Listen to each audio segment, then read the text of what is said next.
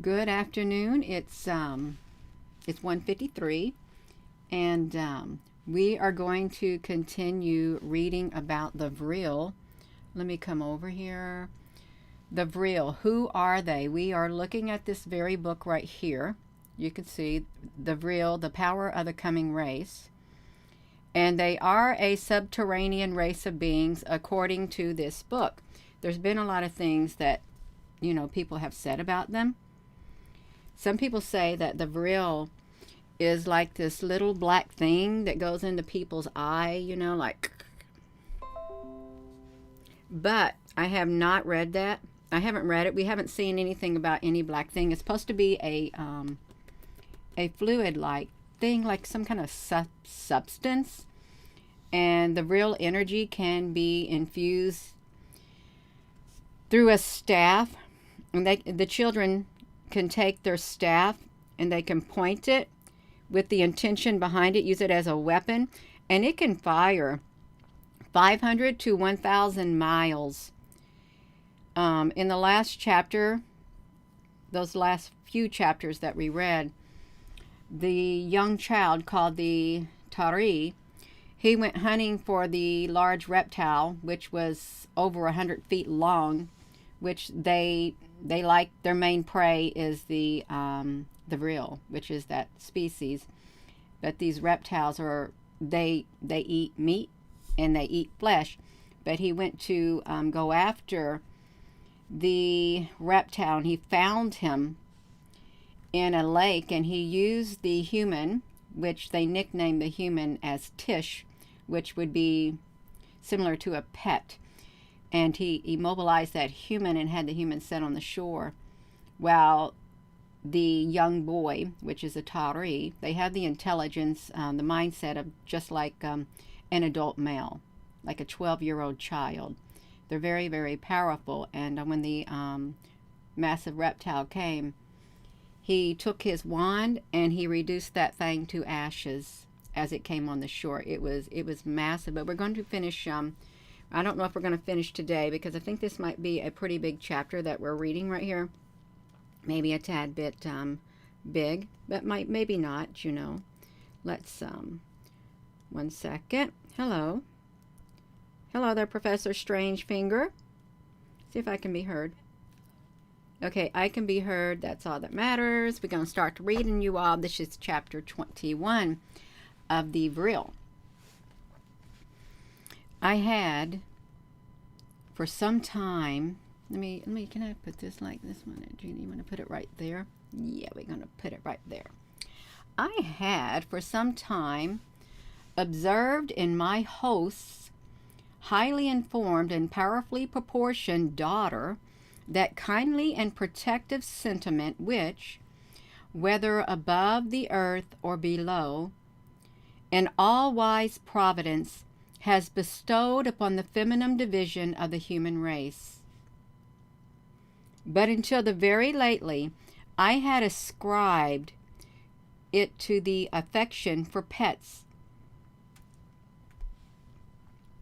which a female at every age shares with a human child.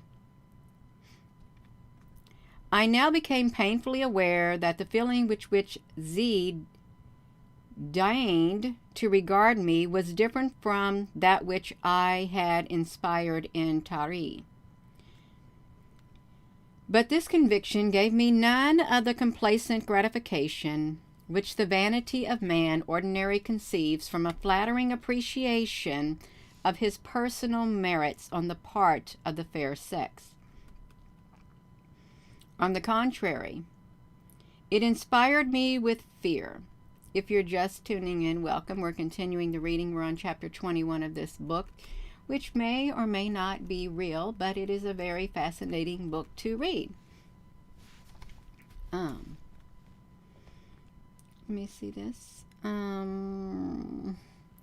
Yet, of all the Gai in the community, if Z were perhaps the wisest and the strongest, she was by common repute the gentlest, and she was certainly the most popularly beloved.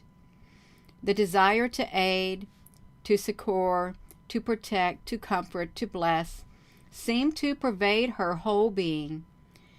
Though the complicated miseries that originate in penury and guilt are unknown to the social system of the VRIL, still no sage had yet discovered in VRIL an agency which could banish sorrow from life.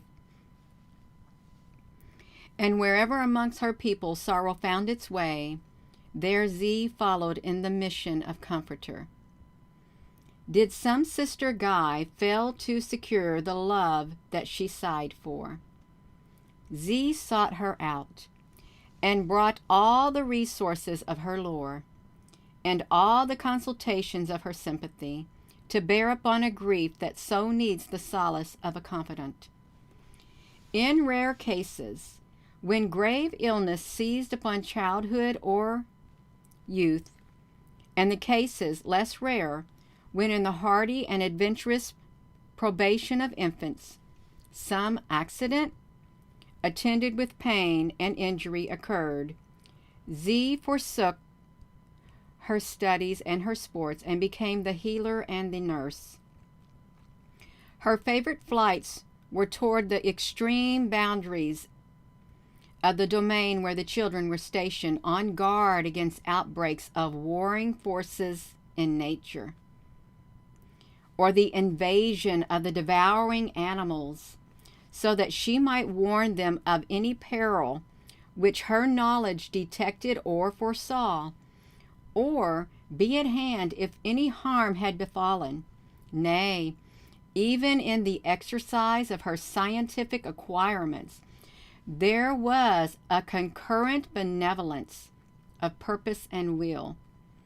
Did she learn any novelty in invention that would be useful to the practitioner of some special art or craft? She hastened to communicate and explain it. Was some veteran sage of the college perplexed and wearied with the toil of an abstruse study? She would patiently devote herself to his aid, work out details for him, sustain his spirits with her hopeful smile, and quicken his wit with her luminous suggestion. Be to him, as it were, his own good genius made visible as the strengthener and inspirer. The same tenderness she exhibited to the inferior creatures. I have often known her to bring home sick and wounded animal, and tend and cherish it as a mother would tend and cherish her stricken child. Many a time, when I sat in the balcony or hanging garden on which my window opened, I have watched her rising in the air on her radiant wings, and in a few moments, groups of infants below, catching sight of her, would soar upwards with joyous sounds of greeting, clustering and sporting around her, so that she seemed a very center of innocent delight. When I have walked with her amidst the rocks and valleys without the city, the elk deer would scent or see her from afar, come bounding up, eager for the caress of her hand, or follow her footsteps till dismissed by some musical whisper that the creature had learned to comprehend. It is in the fashion among the virgin Gai to wear on their foreheads a circlet or coronet with gems resembling opals, arranged in 4 points or rays like the stars. These are lustreless in ordinary use, but if touched by the VRIL wand, they take a clear, lambent flame which illuminates yet not burns. I need to get my water. Y'all hold on, I didn't bring it over here.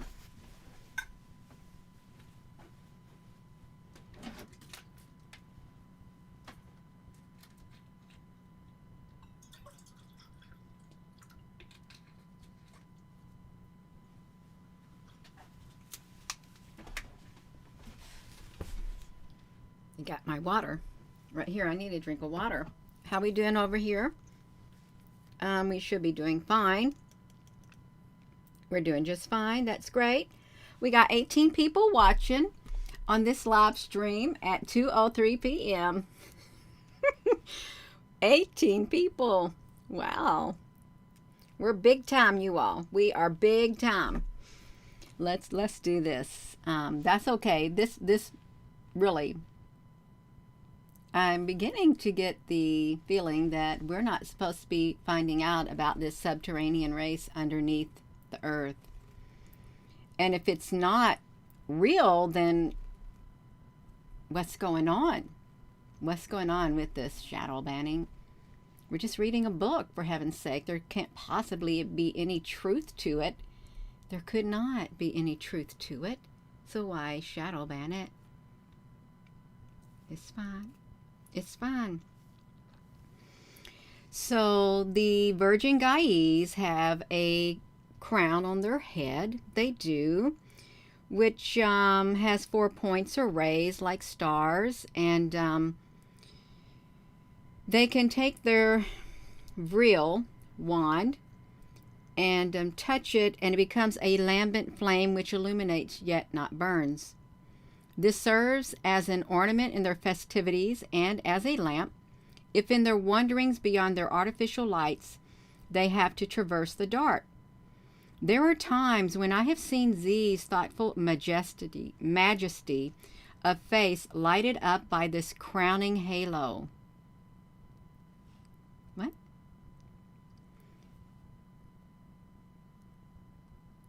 They've got the halos on their head. So her face lighted up by this crowning halo that I could scarcely believe her to be a creature of mortal birth, and bent my head before her as the vision of being among the celestial orders. But never once did my heart feel for this lofty type of the noblest womanhood a sentiment of human love.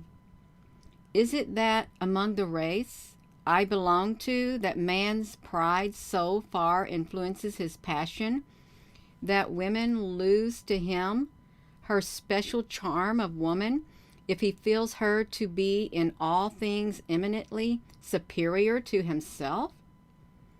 But to what strange infatuation could this peerless daughter of a race which, in the supremacy of its powers and felicity of its conditions, ranked all other races in the category of barbarians, have designed to honor me with her preference? In personal qualifications, though I passed for good-looking amongst the people I came from, the handsomeness of my countrymen might have seemed insignificant and homely beside this grand and serene type of beauty which characterized the aspect of the VRIL Ya. That novelty, the very difference between myself and those to whom Z was accustomed, might serve to bias her fancy, was probable enough, and, as the reader will see later, such a cause might suffice to account for the predilection with which I was distinguished by a young guy, scarcely out of her childhood, and very inferior to all respects to Z.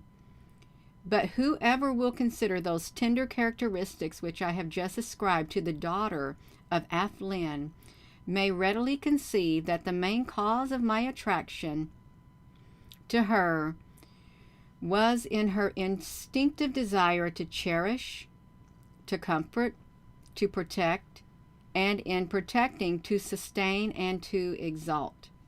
Thus, when I look back, I account for the only weakness unworthy of her lofty nature, which bowed the daughter of the VRIL Ya to a woman's affection for one so inferior to herself as was her father's guest. But be the cause what it may, the consciousness that I had inspired such affection thrilled me with awe, a moral awe of her very imperfections, of her mysterious powers, of the inseparable distinctions between her race and my own, and with that awe, I must confess to my shame, there combined the more material and ignoble dread of the perils to which her preference would expose me. Under these anxious circumstances, fortunately, my conscience and sense of honor were free from reproach. It became clearly my duty, if Z's preference continued manifest, to imitate it with my host, with, of course, all the delicacy which is ever to be preserved by a well-bred man in confiding to another any degree of favor by which one of the fair sex may condescend to distinguish him. Thus, at all events, I should be free from the responsibility or suspicion of voluntarily participation in the sentiments of Z, and the superior wisdom of my host might probably suggest some sage extrication from my perilous dilemma. In this resolve, I obeyed the ordinary instinct of civilized and mortal man, who, erring though he be, still generally prefers the right course in those cases where it is obviously against his inclinations, his interests, and his safety to elect the wrong one. Chapter 22. We can read chapter 22 because it's only 15 minutes. Why not? As the reader has seen, Athlin had not favored my general and unrestricted intercourse with his countrywoman, though relying on my promise to abstain from giving any information as to the world I had left, and still more on the promise of those to whom had been put the same request not to question me, which Z had exacted from Tari. Yet he did not feel sure that, if I were allowed to mix with the strangers whose curiosities for the sight of me had aroused, I could sufficiently guard myself against their inquiries. When I went out, therefore, I was never alone. It was always being accompanied either by one of my host's family or my child friend Tari. Bra, Athlin's wife, seldom steered beyond the gardens which surrounded the house, and was fond of the reading of ancient literature, which contained something of romance and adventure not to be found in the writings of recent ages, and presented pictures of a life resembling that which we lead every day above ground, colored by our sorrows, sins, passions, and much to her what the tales of the Genii or the Arabian Nights are to us. But her love of reading did not prevent Bra from discharge of her duties as mistress of the largest household in the city. She went daily round of the chambers and saw that the automata and the other mechanical contrivances were in order in the numerous children employed by Athlin, whether in his private or public capacity, were carefully tended.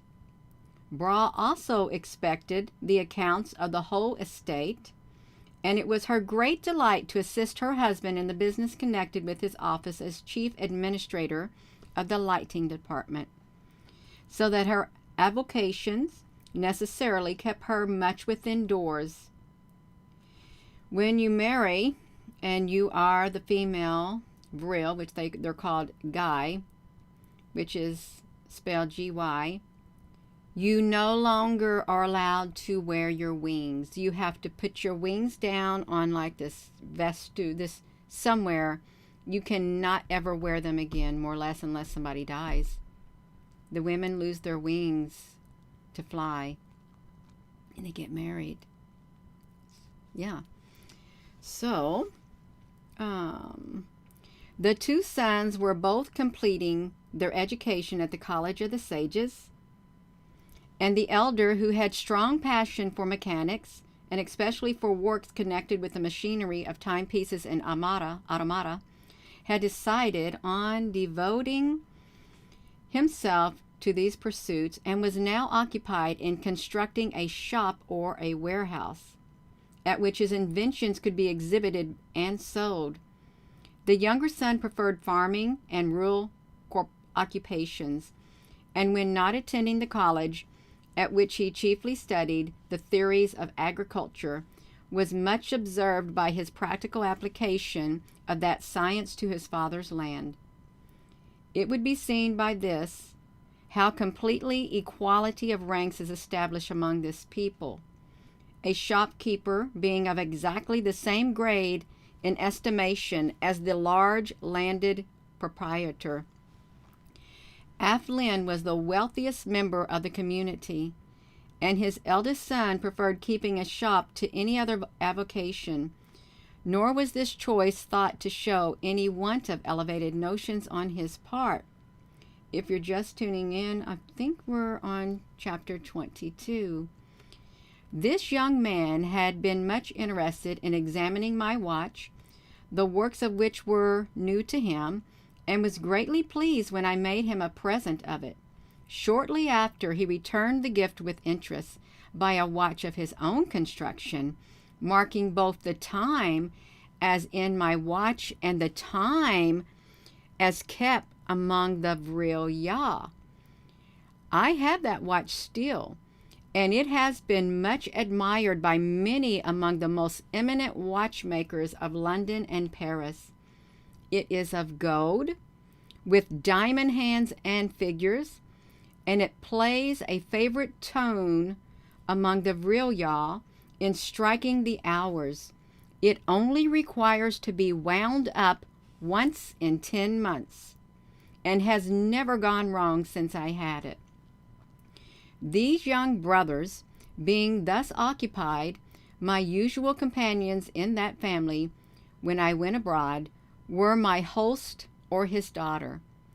Now, agreeably with the honorable conclusions I had come to, I began to excuse myself from Z's invitations to go out alone with her, and seize an occasion when that learned guy was delivering a lecture at the College of Sages to ask Lynn to show me his county seat.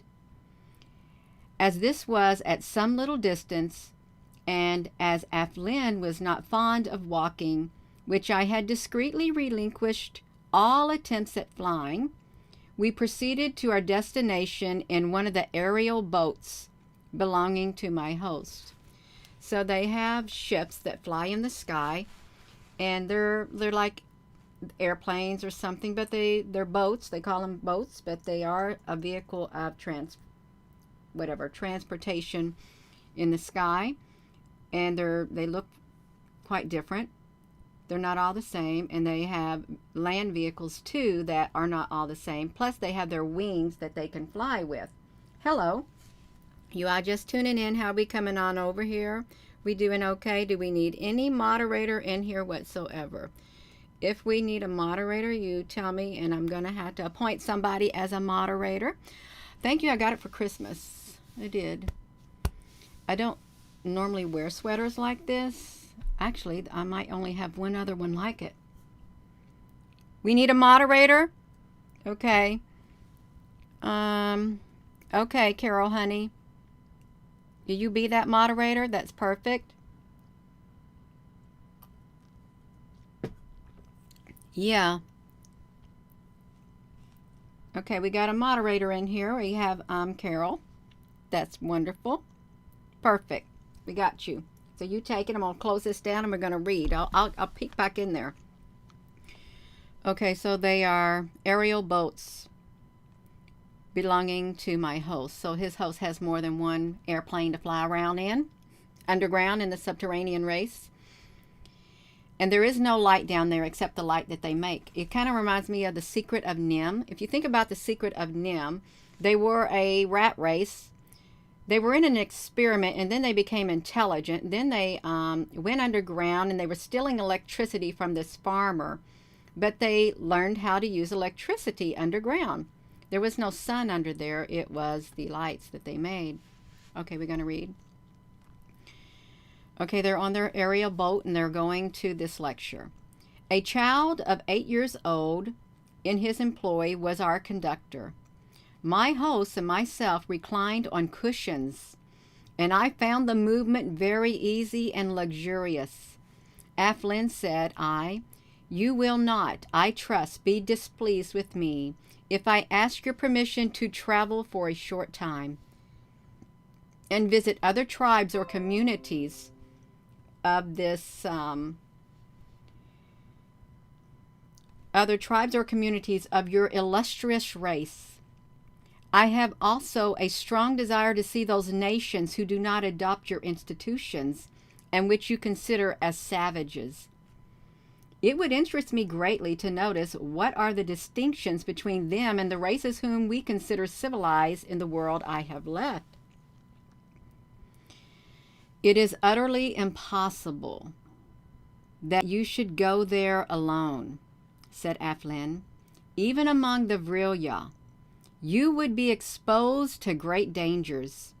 Certain peculiarities of formation and color, and the extraordinary phenomenon of hirsute bushes upon your cheeks and chin, denoting in you a species of Arn, distinct alike from our own race and any known race of barbarians yet extant, would attract, of course, the special attention of the College of Sages in whatever community of VRIL that you visited. And it would depend upon the individual temper of some individual sage whether you would be received, as you have been here, hospitably, or whether you would not be as one dissected for scientific purposes. I think I'd be careful. Know that when the Tur first took you to his house, and while you were there, put to sleep by the Tari in order to recover from your previous pain or fatigue, the sages summoned by the Tur were divided in opinion whether you were a harmless or an obnoxious animal. If you're just tuning in, this is a human who ventured down into a chasm with a person. They went rock climbing inside the earth, and his friend fell to his death when his rope got cut and snapped. And when he was already down there, but his friend came after him, and there came this great big reptile out of the rocks. It was massive, massive face of a reptile. And that guy, he passed out. And when he woke back up, his friend was gone. The reptile took him. And the subterranean race, they found him underneath there. They're around 7 foot tall. Their skin has no wrinkles. They can live around 100 years. They have mechanical wings that they wear and they fly around with. But he got taken to the house of one of these leaders and was tended to by his family. So that's how he got there. He's stuck in the underground, is what's happening at this moment. Excuse me. Hello. During the unconscious state, your teeth were examined, and they clearly showed that you were not only graminivorous, but carnivorous. Carnivorous animals of your size always destroyed. They're always destroyed. They were going to destroy him as being of savage and dangerous nature. Our teeth, as you have doubtless observed, are not those of the creatures who devour flesh. They must be vegetarians. And there's like a little asterisk, and this is what he described. I had never observed it, and if I had, am not a physiologist enough to have distinguished the difference. He couldn't tell the difference. It is indeed maintained by Z and other philosophers that as in remote ages the Arna did prey upon living beings of the brute species, their teeth must have been fitted for that purpose. But even if so, they have been modified by hereditary transmission and suited to the food on which we now exist, nor are even the barbarians who adopt the turbulent and ferocious institutions of Gleknos devourers of flesh like beasts of prey. In the course of this dispute, it was proposed to dissect you. Oh my gosh. He got put to sleep. I'm going to tell you how he ended up, how he got put to sleep. When he was being shown around by his host did something. He was spreading out his wings or something, and this man decided he was terrified, so he lunged out at his host, and his host, I don't know if he took his staff and touched his head, or he touched his head, looked in his eyes, and he put him out. And he laid there for weeks because he thought he was going to come against this superior force. That's how he got there. He couldn't even think straight. So as he was laying there all those weeks, they were watching him. It was proposed to dissect you. But Tari, the young child, begged you off, and Tur, being by office averse to all novel experiments at variance with our custom of sparing life, except where it is clearly proved to be the good for the community to take it, sent to me, whose business it is, as the richest man of the state, to afford the hospitality to strangers from a distance.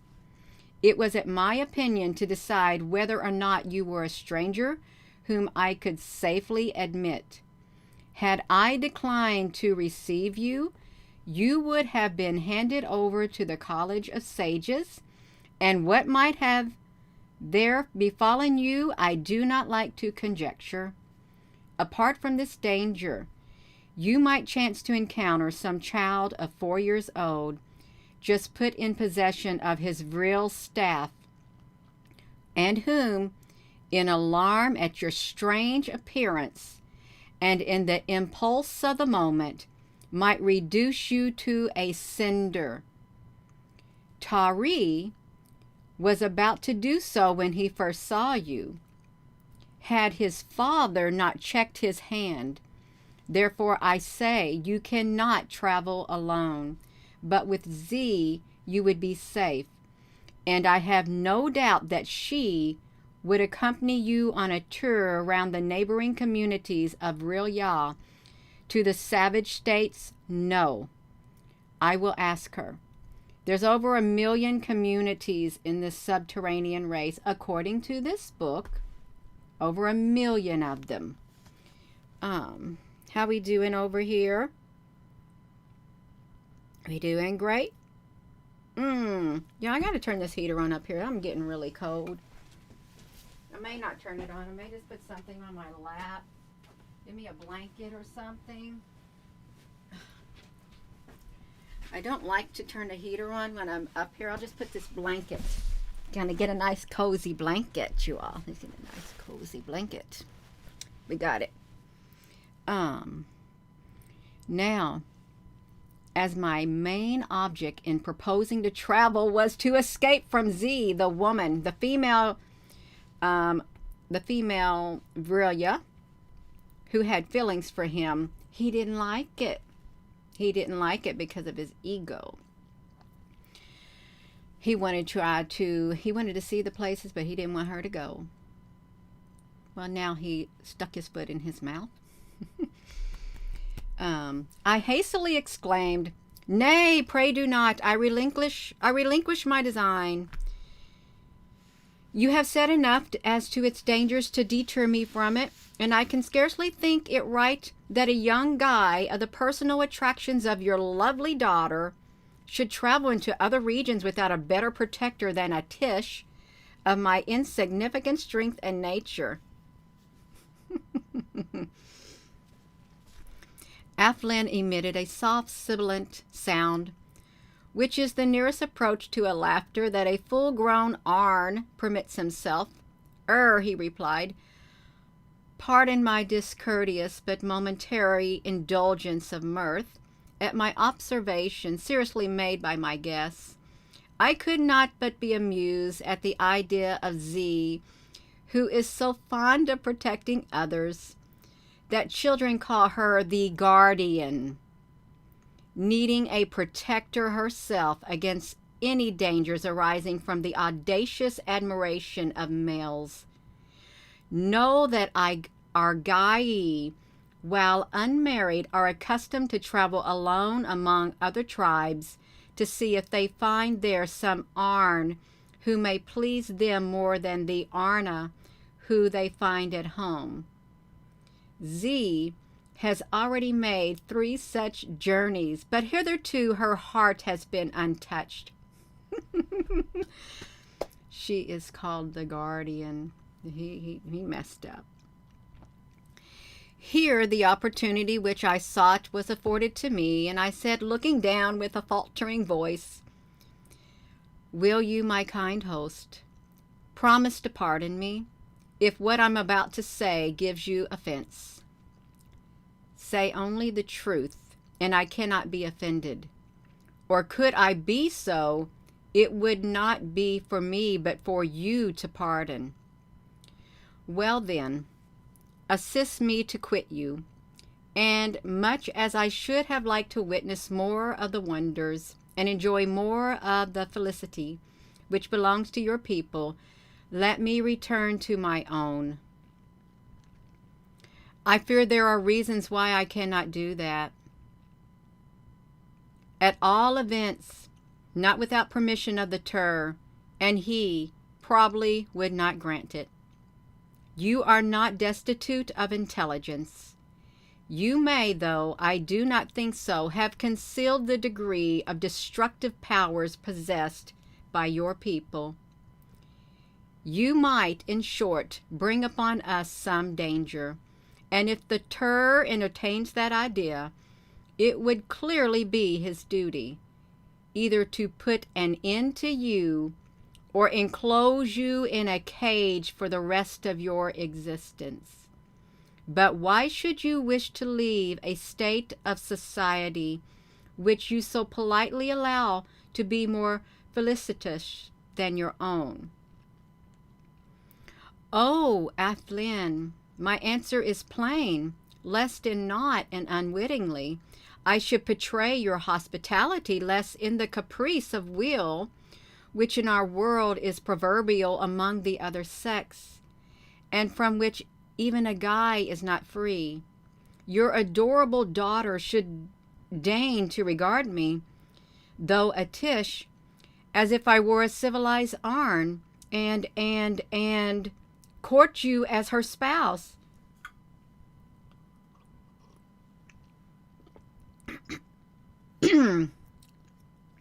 Before he could finish, my throat. Excuse me. He's saying and then the man is saying, the VRIL man, court you as her spouse, put in Athlin gravely and without any visible sign of surprise or displeasure. "You have said it." "That would be a misfortune," resumed my host, after a pause, "and I feel you have acted as an ought in warning me. It is, as you imply, not uncommon for an unwedded guy to conceive tastes as to the object she covets which appears whimsical to others, but there is no power to compel a young guy to any course opposed to that which she chooses to pursue. All we can do is to reason with her, and experience tells us that the whole college of sages would find it in vain to reason with a guy in a matter that concerns her choice in love. I grieve for you because such a marriage would be against the aglaran, or the good of the community, for the children of such a marriage would adulterate the race. They might even come into the world with the teeth of the carnivorous animals. This could not be allowed. Z, as a guy, cannot be controlled, but you, as a Tish, can be destroyed. I advise you then to resist her addresses, to tell her plainly that you can never return her love. This happens constantly. Many an Arn, however, ardently wooed by one guy, which is the female, rejects her and puts an end to her persecution by wedding another. The same course is open to you. No, for I cannot wed another guy without equally injuring the community and exposing it to the chance of rearing carnivorous children. That is true. All I can say, and I say it with the tenderness due a Tish and respect due a guest, is frankly this: if you yield, you will become a cinder. You'll be reduced to ashes. I must leave it to you to take the best way you can defend yourself. Perhaps you had better tell Z that she is ugly. That assurance on the lips of him she woos generally suffices to chill the most ardent guy. And here we are at my country house. At my country house. We are 41 minutes into this video. Yeah. So, that next chapter is a long one, so I'm going to end it. I'm going to end the next chapter. I'm going to end it right here. So where did we stop at? It's a long chapter. He's done said it. He's done said it. So we've read chapter 22. That's right. Let me come over here, you all. I'm going to end it right there. You on here, you all? We can do it. Chapter 21 through, I think we're at 22. I think that's what we did. Ah, wow. 21 and 22. That is wow. Did you see we fixed it? I'm also going to stick this into the podcast, Storytime with Gina. You can find all the chapters in this podcast that we have read so far. You can. That's right. It's pretty cool. It is.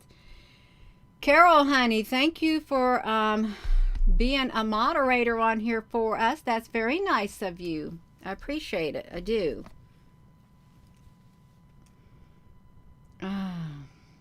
Yeah. What is VRIL 555? Once again, I'm done with this mission. Not returning. Top-notch drama, man-made drama. Enjoy your evening. Yahweh, truth, Shabbat Shalom. You're late. You'll catch the replay. Love you too. That's right, you all. Thank you. Thank you all for tuning in. So I am going to go. Let me put myself back over here. That's really interesting. He's going to be reduced to ashes. Yeah.